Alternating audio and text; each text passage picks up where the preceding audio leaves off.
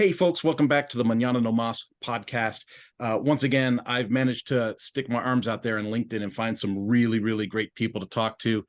Today, we've got two people on the podcast. We've got Alex and Marcy. They are partners. They help authors find success in getting published. They have sent me an amazing introduction, one that there is no way I could memorize and do as a speech. So all of that information will end up in the description of this podcast. You want to make sure if you're watching this on video, you go to the links in the description and you get the full outline of what it is that they offer. But with that, I would like to turn the microphone over to Alex, if I may. Alex, why don't you go ahead, introduce yourself, turn it over to Marcy, and give us an idea, like as an audience, like what it is, what you do, and why it's so flippin' exciting. Yeah, I'd love to. Hey, first, thanks so much for having us on, Kurt. Really, really appreciate it. I'm Alex. I always describe myself as energy, pure energy. That's what I am. I refuse to be defined by the role I have or the fact that I'm a husband or have kids. I'm just a ball of energy. And Marcy and I do a few things. We're both multipreneurs, but one of the things that we do and the partnership that we have is with a company called Working Writers Co. Very strategically chosen because anyone who works with us is a working writer from day one. We typically work with people who have an idea, who have a thought, and they would like to translate that thought, that idea into a full-fledged book. Some people want to do that for legacy. Some people want to do that because it's a transformational experience. Other people want to do that because they'd like to attract people into their environment. Maybe it's business, maybe it's membership or something like that. And Marcy and I take people's dreams, we take their thoughts, and we translate those into books. They're the ones who do it under our tutelage, and they do that in 6 months or less, Kurt. So that's what we're up to. That's what's making us smile and what's making us laugh these days. And I'll turn it over to my awesome partner, Marcy, who will give you a little bit of an intro to her as well. Thanks, Alex. You know, Kurt, if Alex is energy, I'm probably passion. I am a lifelong writer as well, a trained journalist, and worked many years as a yoga and meditation teacher. But during the pandemic, I decided to finally write my own book. And I got to tell you, it was painful. It was lonely. I didn't have anybody to bounce my ideas off of. And basically, the process sucked. A few months later, as I was working as a life coach still, I met Alex in the business course, and Alex is a brilliant writer. So I approached him and I told him my story. And I said, will you team up with me? Because I don't want other people to suffer the way that I did writing a book. And he said yes without hesitation. And just a few months later, we had our first 5 authors working with us. And we have not stopped since then. That's amazing. It's, we had spoken before, so let's not let the audience think that we're strangers and we don't know each other, right? I'm super Right. excited about doing this podcast because when we spoke before, it made me trigger my memory about when I published my first book. And it was ugly. It was, to your point, Marcy, I didn't have people proofread it. I didn't run through it. It was a mental exercise for me. I wasn't thinking sales when I published it. I was thinking like flushing the stuff that kept me awake at night, right? So I flushed it. I put it in a book. I self-published it. And I was like, that's done. And then people started to buy the dang thing. And I was like, I better go back and take another look at this. And when I did, I was mortified. I was like, oh, I can't believe that's the product I put out. Like the cover was amateur. There was, typographical errors. There was the grammar wasn't great. Some of the ideas didn't communicate as clearly as I thought they should have. And I'm like, and then you realize how many people do this alone, how many people try to figure it out and don't realize that you don't have to do everything alone. And then you guys kind of bring it all together and go, you don't have to do it alone. Here it is. Correct. And you know what, Kurt, it's so much like music. Like think about a band, an amateur band that puts out a song and all of a sudden, unbeknownst to them or just magically, it becomes popular, it catches on. And that band thinks to themselves, oh my gosh, we recorded an entire album by ourselves. I wonder if it's any good. And they listen to drum beats being off and lead lines being off and a little bit of syncopation issues. And then they say, okay, let's get a team together and let's actually polish this up. And they get into a proper studio and they record it properly. They get the good cover art, they market it a little bit, and you've got yourself a product. I think that the overwhelming factor here is look at your experience. You did something And regardless of whether or not it was polished, you did it. You beat 99% of the population, because most people don't have the perseverance to be able to get that done. But there's always measures that can be taken afterwards to be able to polish. And so Marcy and I like to help people with their ideas, and maybe they've even started and failed at writing a book. That's where we pick them up and say, okay, we're here to produce with you. We're here to work with you to make this thing as beautiful as you want to make it. So I love your anecdote. I think it's awesome. Well, and the other part that brings me to thinking that what you guys do is a wonderful energy, a wonderful thing, a community, is I think back to my original digital marketing days, back when I was all in on Facebook, all in on Twitter. I was running like 85 Twitter accounts and 52 Facebook pages and everything for local businesses out of Albuquerque.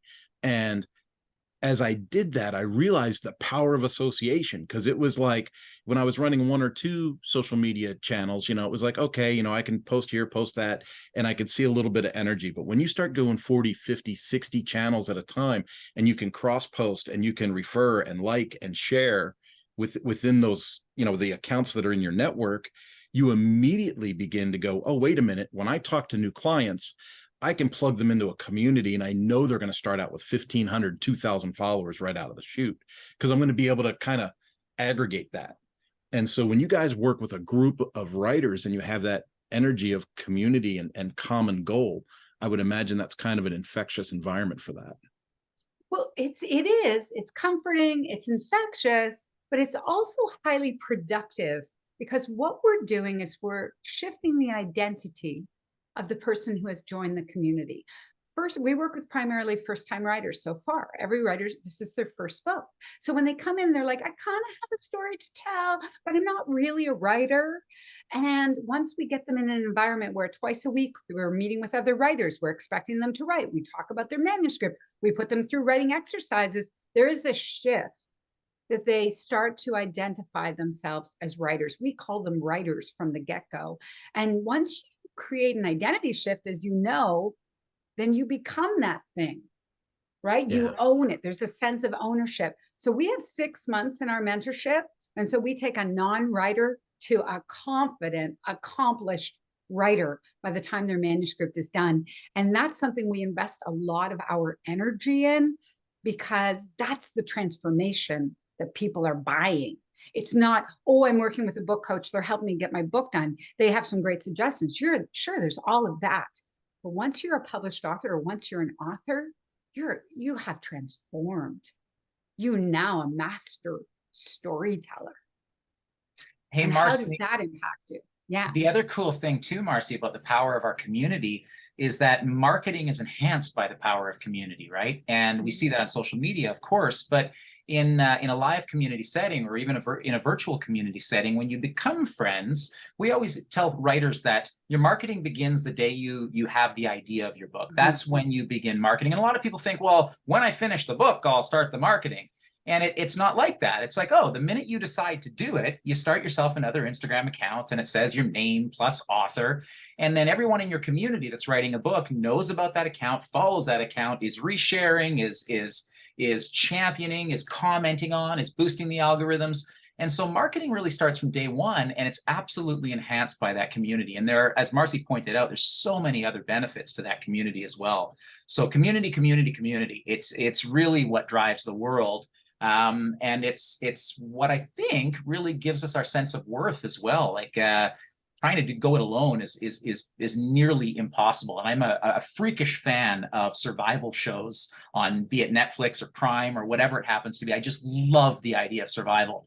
And I almost never see any survival shows where it's a lone person and they're able to do it for the rest of their lives. I mean, I forget the name of the show. Alone, I think it's called. What's the record on that show? Maybe 100 days? That's it? Yeah.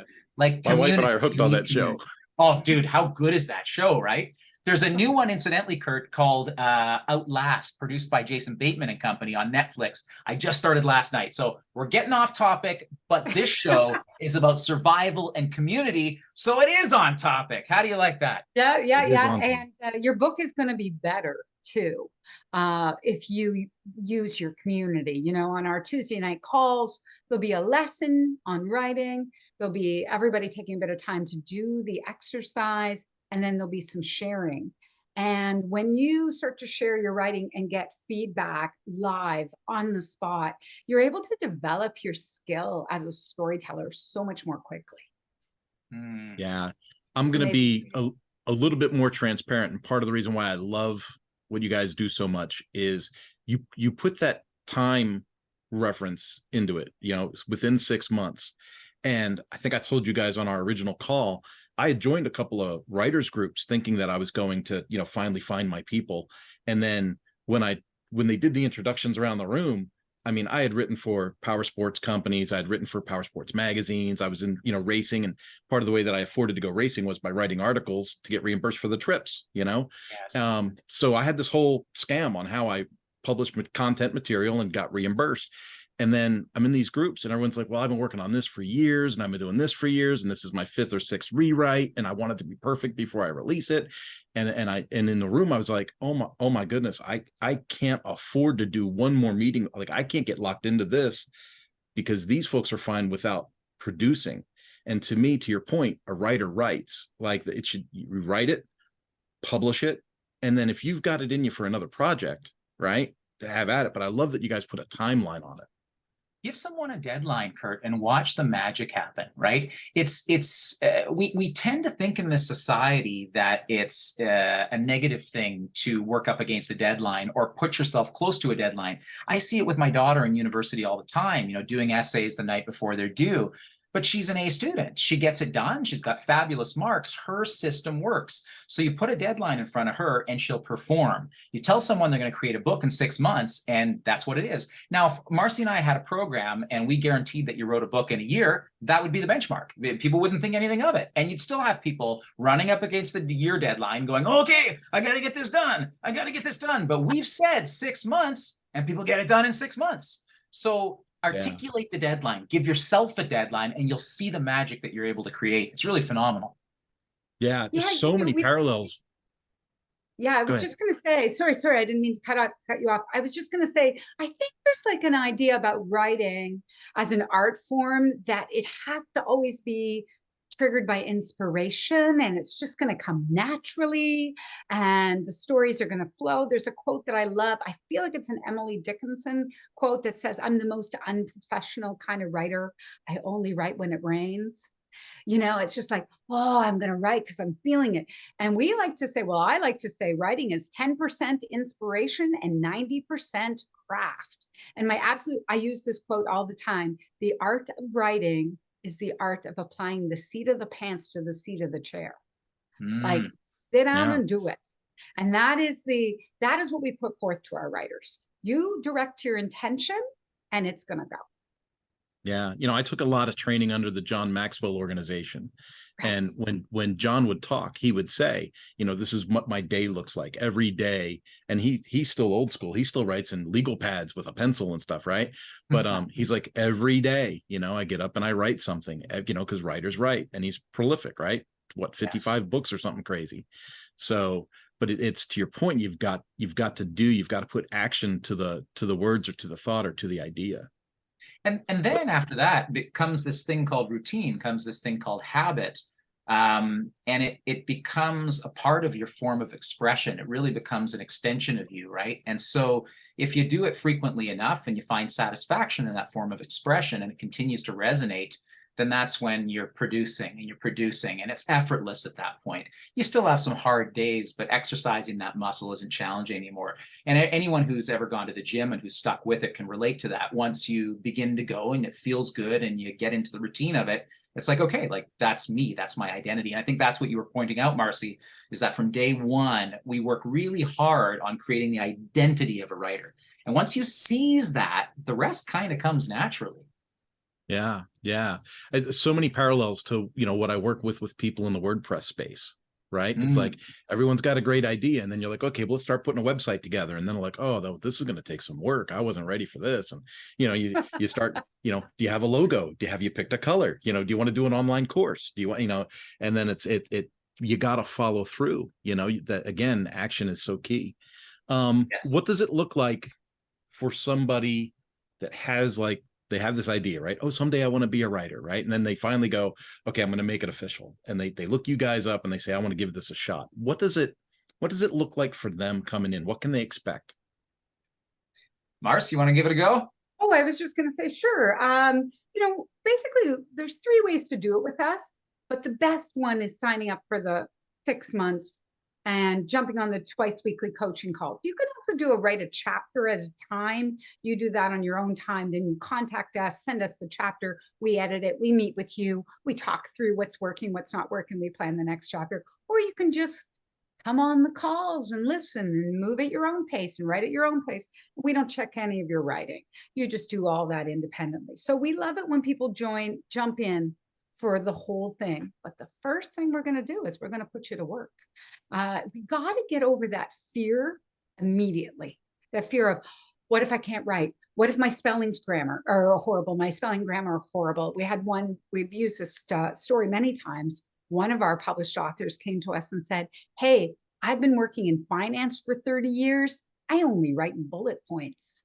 And we're like, okay, don't worry. So, first thing we're going to do is talk through, what are you writing about? We'll work out an outline, and then we immediately give them a writing assignment that must be completed in 24 to 48 hours and returned to us. And that is just jumping in, like, come on, time to get going. And it doesn't matter what the quality is of that. It's about getting started and getting over that initial fear and establishing a relationship and a routine immediately. And and then we just go from there. You know what, you both of you have mentioned the word starting, right? It's the starting that's the challenging part for people. And I think that a lot of motivational, inspirational professionals, they understand that power, and they are the ignition for people around them, right? We provide the space, we provide the energy, and we get you so excited that you actually jump into it, and then we carry that momentum. And it's just the ignition part that people have an issue with. But once they get going, it's fabulous. And incidentally, that little anecdote that Marcy told you about the writer who had only ever written in bullet points, he's now a best-selling author. So isn't that wild? How great is that? I've got hope. I've got hope. Right. We all do. And it's not to say that during the project, people don't stall out and they don't have, work and life stuff that comes up and the book gets pushed to the side. But that's why it's valuable to have a coach. We're coaches, we're book coaches. And so our job, when we notice the energy is lacking, they're not writing as much, they're distracted, then our job is to bring them back into the fold and remind them why this project was so important to them in the first place, and hold space for them with whatever they're going through.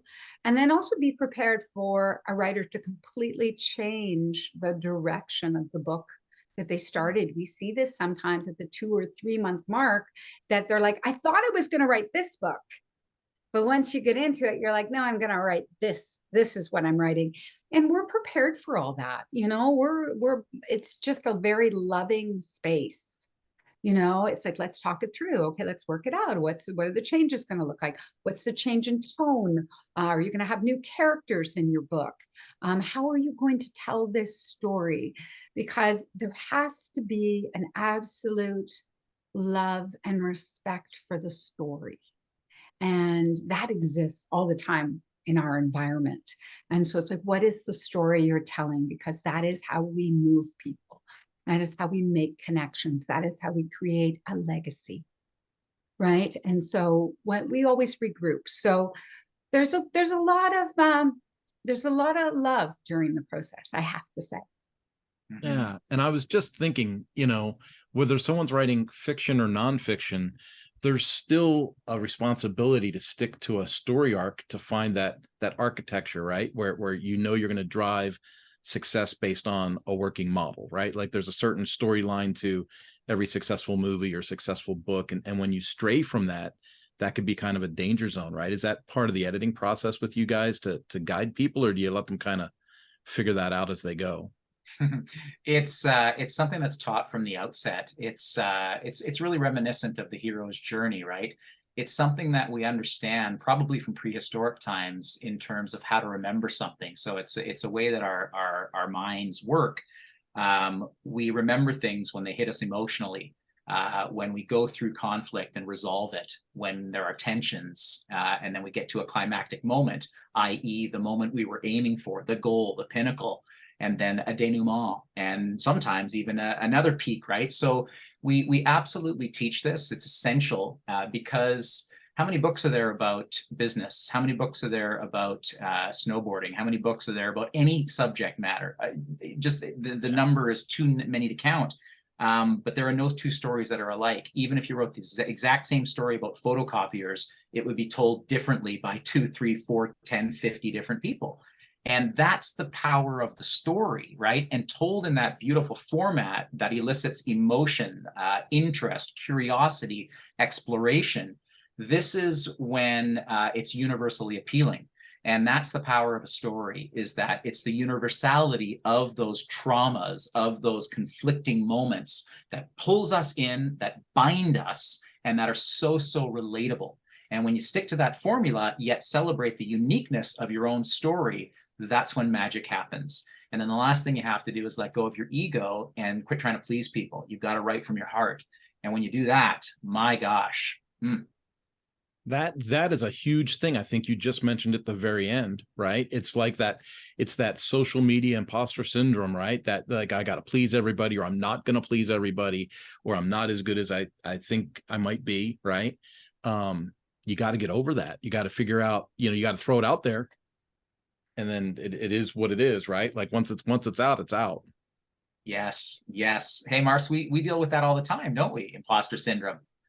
Well, yeah, and we just tell people to just wade right into the fear, because there's only you, right? You're the only one who can tell that story. My book, Beautiful Humans, There's Nothing Wrong with You, starts with me telling the story of being like, overweight, obese, and how I suffered with that. And like chapter 1, sentence 2, I reveal my pain in this book, because it's a book about self-healing, your responsibility to self-heal. That's what my book is about. So I just walk right into it. And my father's read this book. My mother's read this book. People I've gone to high school with, people I hang out with. Everybody is reading this book. And I'm like, all right, it's there. It's out there. But I have a story and I have a point I want to make. And so I have to be bold and I have to be fearless, because you know what? There was right after I shared the very first chapter with a girlfriend of mine, she emailed me and she said, I'm thin. I was a competitive figure skater. I've never been overweight a moment in my life. But your story, your pain over your body and the struggle with your body what's the word? Resonated. I'm a writer, really. Resonated with me. And I was so astonished by that. As a matter of fact, Kurt, I have been completely blown away by the response to my book, but I just put it on the line. I said, if you're going to write a story, stop hiding, right? That's your book. That's your story. Yeah. Don't hide, because people can smell phoniness a mile away. People don't want, I always say this, when you're winning, people like you, but when you're losing, people love you. I don't know if they love you while you're losing, but they like to hear that you lost and came back. Oh, they sure do, right? Because we can all relate. That's why, right? That's the human condition. No story is a straight line. Yeah. That's an amazing piece right there. I think about, backstories and how people come and go, and how you never really know in the moment when you're writing, when you're publishing, when you're working on it, you really never know who you're going to impact or what positive impact you're going to have on somebody else's life. Like, for instance, I was in Texas at a motorcycle dealership, and I was told by the people I was representing, oh, good luck going in there. They're really hard to close. They can be a hard dealership to interact with. And then when I got in there, I was talking to the general manager, and the owner called in, and he goes, when's that guy going to get here? And he goes, oh, he's already here. Oh, is it Kurt? Yes. Kurt who? Kurt Von Onen. And he goes, and he's on speakerphone, and I never heard this piece. First time I ever heard this. He goes, Kurt Von Onen, the Manana no Mas guy? And I was like, no way. And I was like, what was that?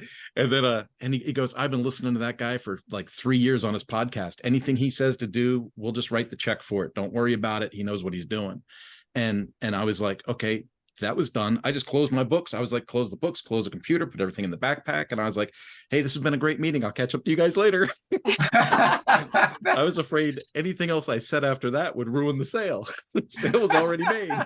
But you put in the work, right? You put in the work and you're yourself, right? It's good, bad, or ugly, and that's what people love, is an authentic, honest story. Mm-hmm. Yeah. And, just think of the blessing that a writer has 3 years, 4 years, 5 years later, when they do run into somebody and they go, oh, I read that and this is what it said to me, or this is what I did, or this is what inspired me to do A, B, and C, right? Like that makes up for any lack of sales or, any kind of blown expectation. When you make an impact and it comes back to you somehow, that's an unbelievable reward. Sure is. And I would have to think one of my theories is that no matter what you do, you're impacting the world, much like the butterfly effect, and a lot of it we don't see, but I'm quite certain that almost every conversation has reverberations.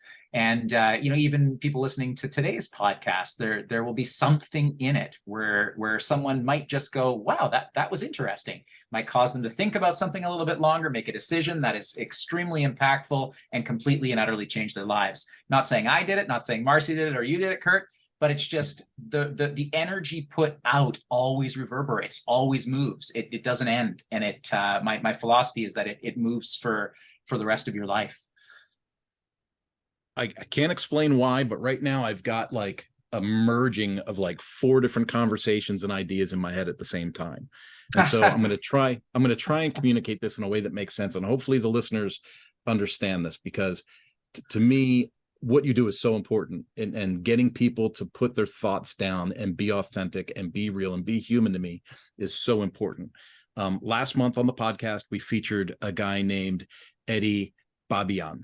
Right. Mm-hmm. Eddie Babian is an award-winning copywriter, and we had a small, very short discussion on AI. Right. Okay. And I just, with everyone thinking that ChatGPT is the new thing and AI is this amazing, whatever, I can write a whole book with Jasper, right? You see these ads.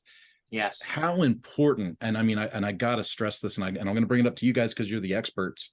I mean, AI might be a seed, it might be a starting point, but how important, and part of this is the newsletter you guys just sent out about finding your voice. Yes. The human touch, the human voice in a piece of content.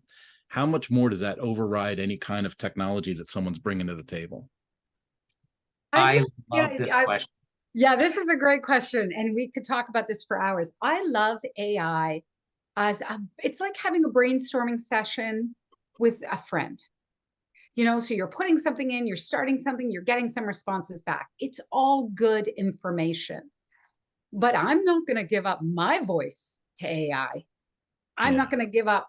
I always say to writers, what do you want to say? What do you want to say? What do you want to say? The title of my book is What I Wanted to Say. Beautiful humans, there's nothing wrong with you.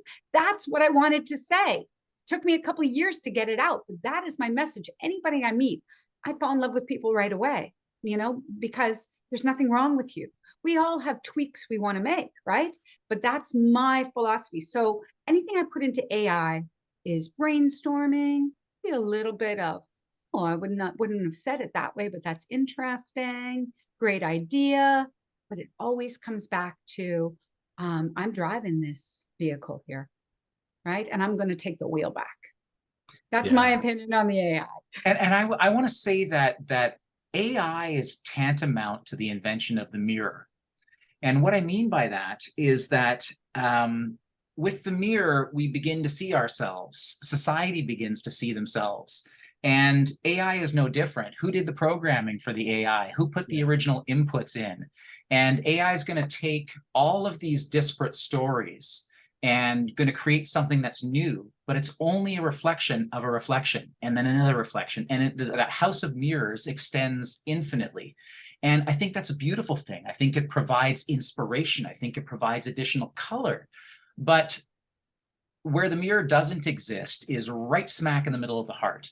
It's the one place that is so true, that is so still, that is so uniquely you, that it cannot be influenced by AI. It is what you are. And that place is always existent. And so a lot of people will lament the onset of AI into the professional world, the writing world, the content creation world. And many people, equally as many people, will celebrate it. And these are all but reflections of the way society looks at any circumstance today that we encounter. You're going to see different reflections, and that's all it is, right? So find that place in the heart, and you've got yourself. You're centered, you're grounded. Look around you, enjoy the mirrors, enjoy the view, and you got the best of every single world right there in both places at once. Yeah. Wow. See, Marcy, he is full of energy.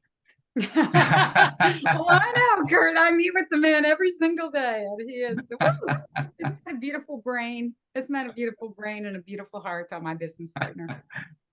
Perfect. Well, I want to respect the time that you guys have committed to being with me this morning, right? And with that in mind, I mean, people are listening, right? So it's like, inspire someone to write a book in 6 months, inspire people to use their own voice, all those kinds of things. But most importantly now is what's the best way for them to get in touch with you? How do they find you, other than the description of this video? But it'll be in there. You can find us. We have a very simple landing page. What we do is really tailored and really custom. We use a ton of intuition when we're teaching, meaning that our lessons are never planned lessons. It's not like, okay, on Tuesdays, we're going to be teaching dialogue. We take a look at our writers and see where they're at, what they're producing, where their needs are. And so this is reflected in our image. We don't have a fancy website that has a billion different things. We have a landing page that directs you to a masterclass. Come and join that masterclass and see if you like the energy. We're www.workingwriters.co. So we're Working Writers Co. That's our email address, workingwriters.co. And Marcy and I are both easy to reach. It's alex@workingwriters.co or Marcy at workingwriters.co. No E in Marcy's name, Marcy. And it's that simple. And you can find us on LinkedIn, you can find us on Instagram and all over social media, but those are the easiest places to find us. And Kurt, we love what you do. We love that you share so much with the world. We're so honored to be on this podcast. Thank you for having us as a guest, and thank you for being such a luminary. It's amazing to work with you. Awesome. That's such kind words. Now that's recorded, so I can put that somewhere else too. You can quote him. Yes. Thanks, Kurt. This has been fun. Well, folks, this has been another episode of Manana no Mas. If I think correctly, I think this is episode 89. So we're starting to grow a little bit there. And listenership grew by 33% last year. So refer it, like it, share it, all those normal things. But folks, we will see you next time on the Manana no Mas podcast. Adios. This Manana no Mas podcast episode is being brought to you by one of our latest projects, Course Marketplaces. The Course Marketplaces website is a site where you can go and procure your own course marketplace. Imagine being to not only able to host your own courses, but host the courses of other course creators and make revenue while providing that service to others. As you can see, we offer it as a WAS product. You're able to have the Course Marketplace Starter, the Course Marketplace Club level, or go Course Marketplace VIP and have us custom develop a course marketplace for you. When you sign up for the Course Marketplace, you get a templated, completely built website that is ready to host your courses, ready to take care of all the accounts and membership management, and able to enroll other course creators so that they can sell their courses within your website. Folks, this is something that people have been asking for a long time, and Manana no Mas is pleased to be able to bring this to you in an economical, easy, and efficient package. If you're looking to run your own course marketplace, I encourage you to go to coursemarketplaces.com or reach out to us on the Manana no Mas website.